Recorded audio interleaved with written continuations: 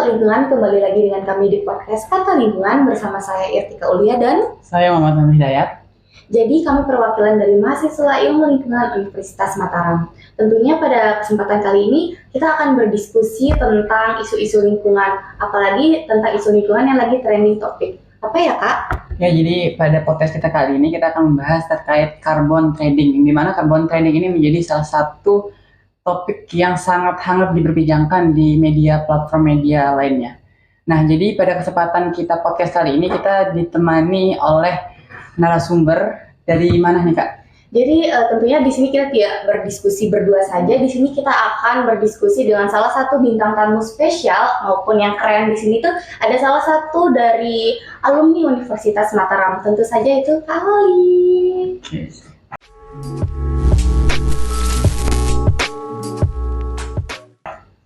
Mungkin bisa perkenalkan diri dulu Kak? Nama saya lengkap, saya Muhammad Al-Awali Salahuddin. Saya dulu masuk di program studi biologi itu angkatan 17, lulus 2021, langsung lanjut studi S2 di Institut Pertanian Bogor di Biotropika. Fokus saya itu sebenarnya pada pengelolaan lingkungan, tentang lingkungan, isu jasa lingkungan seperti karbon, kemudian biodiversity yang lain. Banyak perkembangan isu tentang karbon, bukan hanya melihat dari sisi tumbuhannya, tapi juga sekarang berkembang terhadap ekonomi dan biodiversity-nya. Jadi menarik sebenarnya isu-isu karbon ini. Dan isu karbon ini menurut pertemuan terakhir G20 di Bali itu akan terus digemburkan sampai 2045 kalau nggak salah seperti itu. Kalau nggak salahnya seperti itu sih, 2045. Sebelum kita lanjut ke materi selanjutnya, ini tuh apa sih Kak sebenarnya trading karbon ini yang lagi populer di media sosial? Kan trade ini artinya perdagangan kan, trading ini artinya perdagangan, artinya ada jual beli karbon. Pertama kali mulai sejak pertemuan Tokyo sebenarnya 1983 kalau nggak salah, 1983 orang mulai bicarakan tentang trading karbon. Artinya ada perjualan beli karbon. Karbon itu yang dijual belikan yang mana? Di situ ada macam-macam, ada karbon, H2, ada metan, ada karbon nitrat oksida, itu yang diakumulasi menjadi karbon, jadi satu. Sumbernya dari mana? Pertanyaannya situ kan, sumber karbon dari mana? Ya banyak, yaitu yang jelas industri. Itu baik industri pertanian, industri bangunan, industri teknologi dan sebagainya, itu semua itu menyumbang karbon. Karena isu ini diangkat untuk menyelamatkan bumi supaya bumi ini bertahan akibat dari karbon ini kan terhadap perubahan iklim. Nah, perlulah dilakukan mitigasi. Nah, mitigasinya ini bagaimana menghasilkan ekonomi. Itulah tradingnya itu, ekonomi itu dijual belikan. Nah, misalkan karbon ini dibeli berapa, ini berapa, ini berapa. Makanya sepakatlah di pertemuan Prancis itu dilakukan sistem jual belinya gimana. Nah, mulailah masuk pada saran-saran bahwa negara berkembang seperti Indonesia ini kan untuk menjaga hutannya, untuk menjaga hutan, untuk menjaga keseimbangan ekosistem dan dijual belikan. Untuk skemanya ya macam-macam. Ada istilahnya carbon offside, artinya yang berlebihan yang bisa dijual, misalkan kadarnya 50 lebih ke 60, 10-nya itu yang dijual. Itu carbon offside istilahnya. Ada istilahnya karbon yang khusus dijual belikan untuk jadikan proyek. Lahan ini dijadikan hutan karbon khusus. Misalkan satu land area itu tidak boleh diganggu gugat, emang itu dijadikan karbon. Dimulailah dilakukan restorasi, dilakukan kajian-kajian oleh beberapa penggiat lingkungan maupun para aktivis lingkungan untuk bagaimana mengkaji potensi karbonnya, kandungan karbonnya sejauh mana. Nah, nanti karbon yang inilah yang akan dibeli, dijual. Ke siapa? Ke perusahaan-perusahaan yang mengeluarkan karbon tadi. Artinya mereka ikut serta dalam penyelamatan lingkungan. Nah, itulah yang dikerjakan oleh mahasiswa ilmu lingkungan maupun program studi lain yang masuk pada zona-zona seperti itu. Jadi seperti itu dia. Ada jual beli di situ. Nah, nanti skema jual belinya macam-macam. Ada nanti menggunakan pihak ketiga, bisa juga langsung ke perusahaan yang menggunakan dana untuk dia mengklaim ini sumbangsih hutan karbon saya seluas 10 hektar atau 100 hektar untuk karbon. Nah, misalkan si perusahaan A mengeluarkan karbon sekian, tapi saya sudah ganti rugi, saya sudah menanam. Misalkan perusahaannya di Lombok Timur, saya sudah menanam di Gunung Sari itu 1 juta hektar untuk sumbangsih saya terhadap lingkungan untuk dan iklim. Itu bisa seperti itu, bisa yang kawasannya sudah memang kawasan khusus di hutan karbon kan, itu yang dijual ke pihak ketiga. Nanti pihak ketiga mencari ke siapa harus dijualnya. Ada sempat dulu kalau nggak salah isunya juga bahwa Indonesia punya hutang negara pun diganti menggunakan karbon, tapi nggak tahu itu apa keberlanjut atau tidak.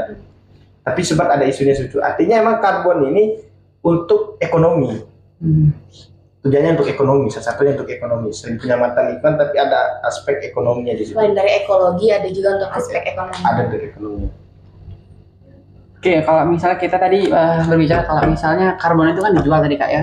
Kalau misalnya kita ingin beli handphone atau membeli kopi, ini kan kita bisa pergi ke toko Kak ya.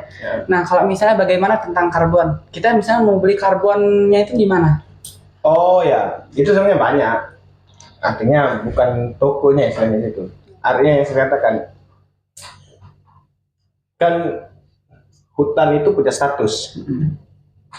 Hutan itu punya status. Ada hutan lindung, ada hutan produksi, macam-macam lah. Ada kawasan lindung, kawasan budaya. Nah, jadi karbon yang kita membelinya ke siapa? Kita ke pihak kedua, pihak yang mengelola. Pihak yang mengelola ini akan mencari pasar di mana yang akan membeli. Nah, biasanya pasar-pasarnya adalah perusahaan-perusahaan tadi yang menggunakan karbon tadi, gas metan, kemudian ada CO2, terus kemudian ada nitrat oksidanya. Itu yang dijual. Mereka yang membeli karena ganti rugi istilahnya. Kalau menurut saya itu istilahnya ganti rugi, kompensasi lah terhadap dia sudah menyumbang karbon untuk pemanasan global. Supaya ini ya mereka harus ganti rugi ke siapa? Biasanya pihak ini mencari, ada orang yang ketiga yang saya katakan, orang yang ini yang mencari ke siapa. Banyak sebenarnya skema yang dilakukan. Bahkan yang berkembang sekarang adalah hutan-hutan yang seperti perhutanan sosial.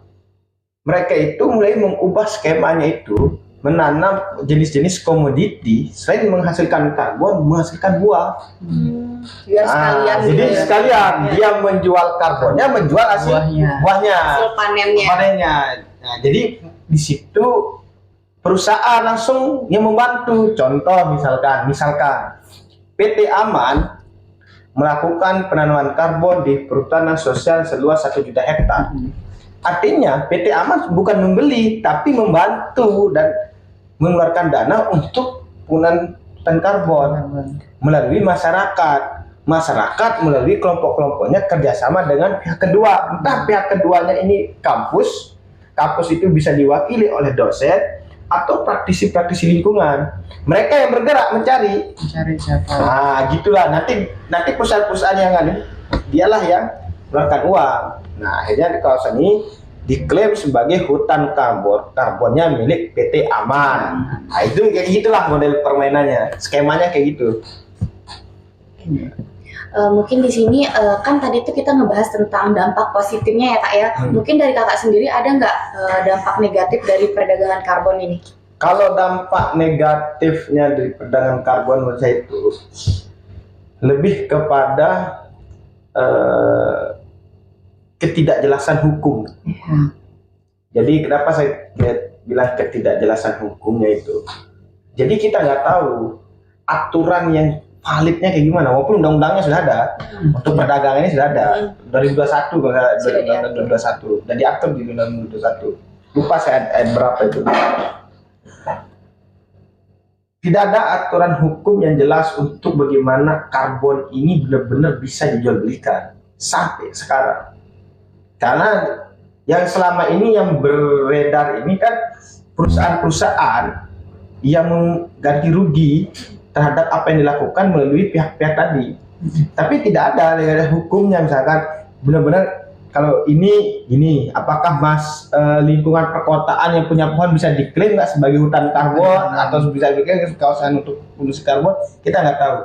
Undang-undangnya itu tidak banyak membahas tentang bener nggak kekuatan hukum untuk jual belinya, sah nggak, ada pajak nggak, macam.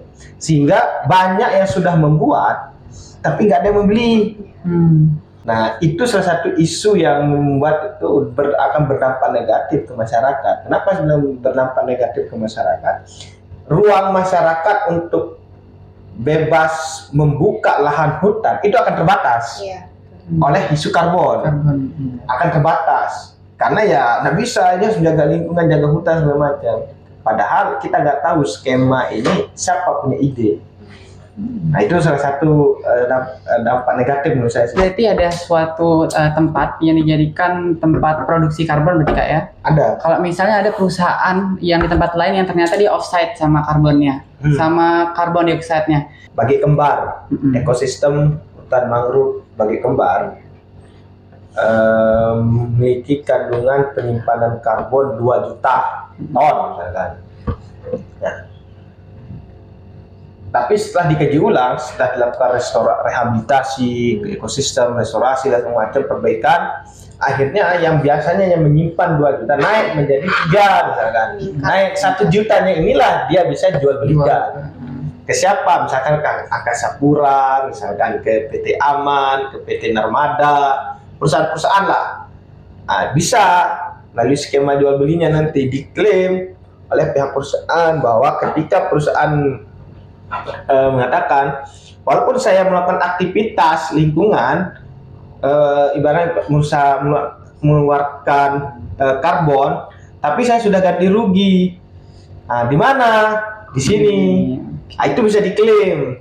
Nah, pertanyaannya adalah ketika gimana kalau mainlandnya berbeda, pulau-pulaunya berbeda, bisa nggak? Ya, bisa. Kan pertanyaan di situ. Tapi kalau pemikiran saya itu nggak masuk akal. Tapi bisa. Anggaplah misalkan saya di sini di Sumbawa, perusahaannya Sumbawa, tapi saya sudah menanam di Lombok kan?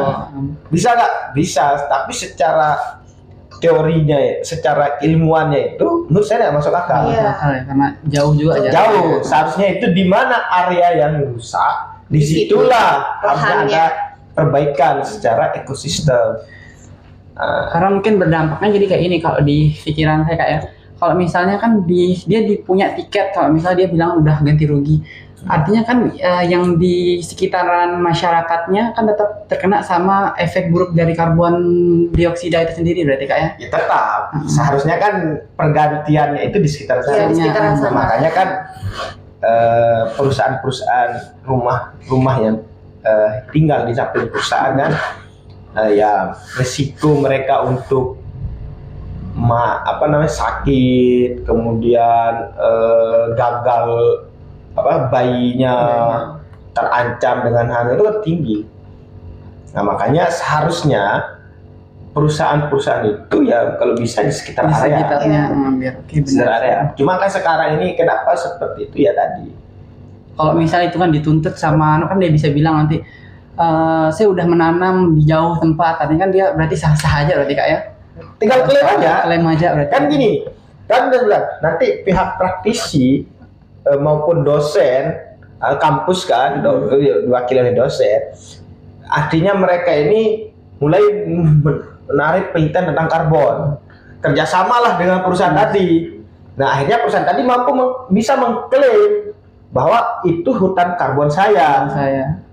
Mulai apa? Mulai kerjasama dengan masyarakat di sana. Sudah setuju, udah MOU lah di situ kan, sepakat bahwa ini nanti akan menjadi hutan karbonnya misalkan perusahaan A. Udah, nah nanti perusahaan A ini mengeluarkan dana untuk kegiatan-kegiatan di situ. Berarti kalau secara hukum itu sah ya Kak ya? Sah. Tidak walaupun belum tentu penyerapan karbon di pulau yang ini tuh produksi karbon itu nggak diserap sama yang di pulau ini. Iya, karena yang jelas nanti dia menghasilkan sekian, tapi saya sudah menanam, sudah mengganti rugi sekian. Walaupun jauh tempatnya. Contoh lah, hasil pertemuan di Prancis misalnya, kesepakatan negara-negara ini kan, apa dia bilang? Negara maju siap mengganti rugi Karena kan mereka udah merusak tuh hutannya untuk industri ya, mengganti rugi karbonnya itu ke negara-negara berkembang. Nah, diperintahlah negara berkembang ini, udah kamu jaga hutanmu aja, nanti kita bantu untuk pendanaan segala macam. Sah-sah. Tapi secara masuk akal ya, contoh lah. Sekarang kamu tinggal di mana sekarang? Asli mana? Di Mataram. Nah, di Mataram kan? Nah, kamu tinggal di Mataram nih kan? Mataram 10 tahun yang lalu atau 20 tahun yang lalu saya lahirkan berapa? Lahirkan berapa? 2005. 2005, anggaplah 15 tahun yang lalu. Waktu kamu berusia 10 tahun. Sama nggak kondisi udaranya? Beda. Beda. Kan dulu masih banyak sawah tuh kan? Iya. Nah, segala macam kan masih banyak sawah. Nah, beda kan? Ya beda. Nah, bayangkan sekarang kan sudah berubah. Benar. Walaupun sekarang ceritanya ini Mataram ini udah menanam di Lombok Di Timur. Lombok Timur. Ah, misalkan di daerah sekarang sudah nanam anggaplah 1 juta hektar pohon. Berdampak nggak kamu di situ? Nah itu makanya berarti nggak berdampak, maksudnya penyerapan itu nggak yang dari sini. Iya dari ini, cuma mereka sudah berganti rugi Iya. istilahnya, tapi ganti ruginya enggak di sini, karena nggak bisa lagi ini di apa namanya? Dijadiin lahan untuk penyerapan karbon. Kan itu sederhana saja. Kalau anu semakin banyak pohon, maka semakin bagus. Iya. Itu aja logikanya. Nah, tapi bisa nggak seperti itu? Bisa. Bisa sah-sah aja. Sah-sah saja.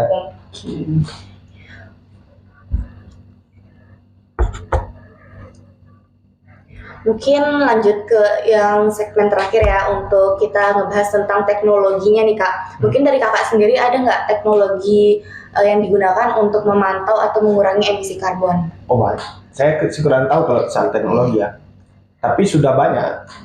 Contoh teknologinya itu adalah kendaraan bermotor, kan sepeda listrik, Iya, sepeda listrik. motor listrik, mobil listrik. Kemudian rumah-rumah orang sudah berkurang menggunakan diesel, menggunakan matahari misalnya. Semua sekarang ini akan digiring secara perlahan itu menuju teknologi-teknologi yang ramah lingkungan. Yang dimaksud dengan teknologi ramah lingkungan adalah tidak menggunakan bahan baku minyak, batu bara yang ada pembakarannya lah di situ. Nah, sehingga orang akan bergerak ke arah sana. Nah, kalau kita angkat ini, kenapa sih seperti ini? Saya menyelamatkan lingkungan, ini juga adalah hasil-hasil dari kesepakatan negara-negara. Makanya muncullah istilah SDG segala macam ya, untuk keberlanjutan. Karena kekhawatirannya umat manusia ini bahwa bumi ini nggak bisa ditolong. Karena di dalam teori itu, ketika suatu ekosistem melampaui daya lentingnya, dia tidak akan bisa kembali lagi. Nah, itulah salah satu kekhawatirannya negara-negara ini, bahwa ketika ini sudah rusak karena aktivitas dan jumlah populasi manusia meningkat, tidak bisa balik lagi. Nah, makanya kalau kita sering nonton tentang teori-teori di TikTok atau YouTube, mau manusia ingin pergi ke Mars segala macam itu kan, karena bumi ini sudah nggak sehat gitu kan, itu banyak. Teknologi yang pertama ya jelas yang berarah ke ramah lingkungan yang tidak menggunakan bahan baku tadi. Jadi sudah banyak ya teknologi untuk mengurangi emisi karbon. Banyak kan, sekarang HP kan ini kan teknologi yang ramah lingkungan ya kan.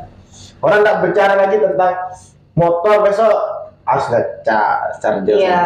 Cuma pertanyaannya, walaupun menggunakan itu, tapi kalau bahan bakar untuk energi listriknya masih menggunakan batu bara, Berarti sama aja. sama saja.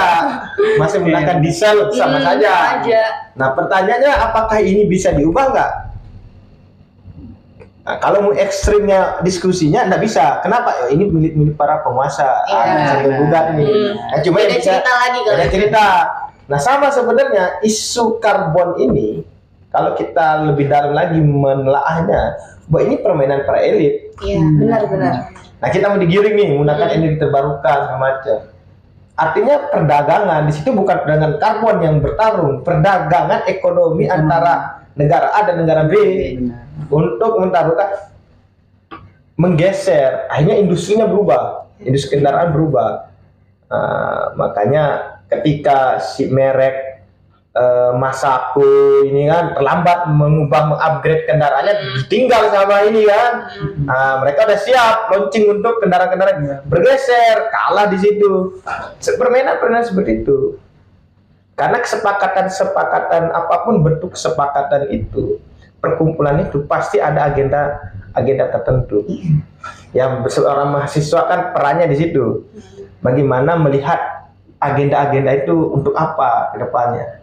Dan peran kita di situ apa? Nah, kalau bisa peran kita ya gimana cara kita bisa ikut serta terlibat dalam itu semua. Selagi itu positif ya. Iya, sih positif. Berarti kita bisa bilang kalau misalnya carbon trading memang tujuannya itu bagus kayak buat Bagus. masalah isu lingkungan ya. Karena saya dulu sempat belajar kalau misalnya di SD itu kita bulannya tuh kayak misal ber tuh pasti musim hujan ya. Ya. Tapi kalau sekarang ini kalau misalnya kita itu nggak bisa kita prediksi lagi yang bulan-bulannya mungkin itu Iya. termasuk salah satu Perubahan bentuk iklim. perubahan Perubahan iklim. iklim. Dampaknya kan, Iya. dampaknya kan perubahan iklim. Ya bagus lah kalau misalkan karbon Ikutin trading ini aturan. terus berkembang. Iya. Artinya mahasiswa-mahasiswa ini punya lapangan pekerjaan juga. Betul. Apalagi Nah. untuk mahasiswa ilmu lingkungan ini. Ya, jadi kan misalkan kerja di mana perusahaan karbon itu banyak. Di Kalimantan itu banyak. Saya punya senior itu kerja di hutan karbon, perusahaan hutan karbon. Jadi ada kawasan hutan, emang digunakan untuk itu. Nah, cuma sekarang yang berkembang lagi, karbon bukan hanya bicara tumbuhan tadi, bicara biodiversity. Nah, saya bilang, selain menyelamatkan tumbuhan, menyelamatkan biodiversitas, apa saja satwa hidup di sana. Iya. Bisa membuka nanti hutan karbon menjadi ekowisata. Bisa juga dengan Buahnya skema juga dijual.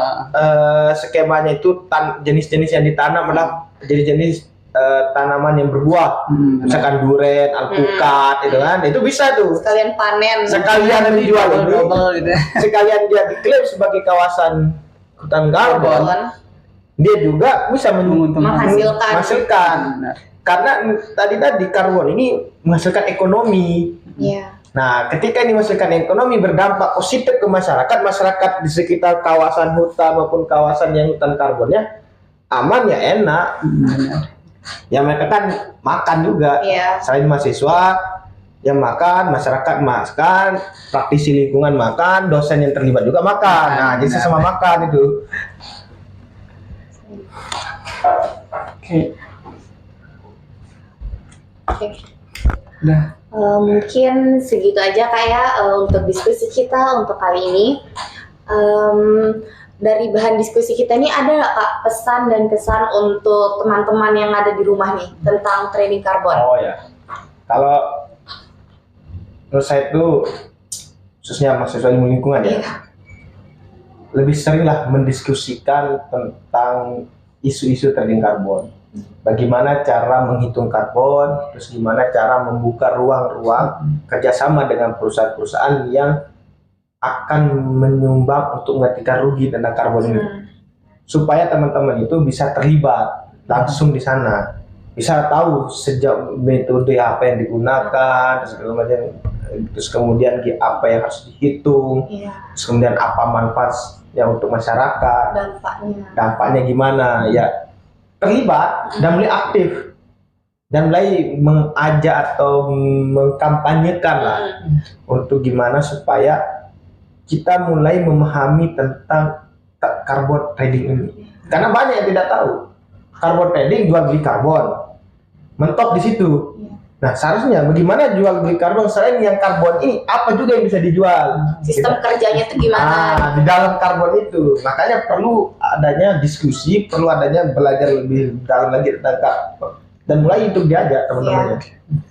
Soalnya ini kalau bukan program studi ilmu lingkungan, sayang sekali tidak mendiskusikan yang apa menjadi pemahaman teman-teman di situ. Kalau bukan kita yang generasi muda siapa lagi? Tidak ada yang bisa. Masa anak matematika disuruh karbon kan, tidak masuk akal juga kan? Nah, kalau orang ilmu lingkungan kan sudah tepat. Sudah tahu basic-basicnya. Ya. Kalau bisa magang lah di konsultan atau di NGO atau di mana lah praktisi lingkungan yang libatkan tentang kajian karbon lah, seperti itu. Ya, jadi bisa kita simpulin ya kalau misalnya perdagangan karbon adalah salah satu solusi penting dalam menghadapi krisis iklim asal dikelola secara baik ya. Benar. Oke, benar. Berarti ini tuh lebih ke banyak dampak positifnya ya daripada dampak negatifnya, walaupun ada dampak negatifnya sedikit. Jadi Mungkin serasa udah cukup Pak ya, ya, udah sudah banyak cukup banget. diskusi kita untuk episode kali ini. Jangan lupa saksikan episode selanjutnya. Jangan lupa like, comment, and subscribe. Bye bye.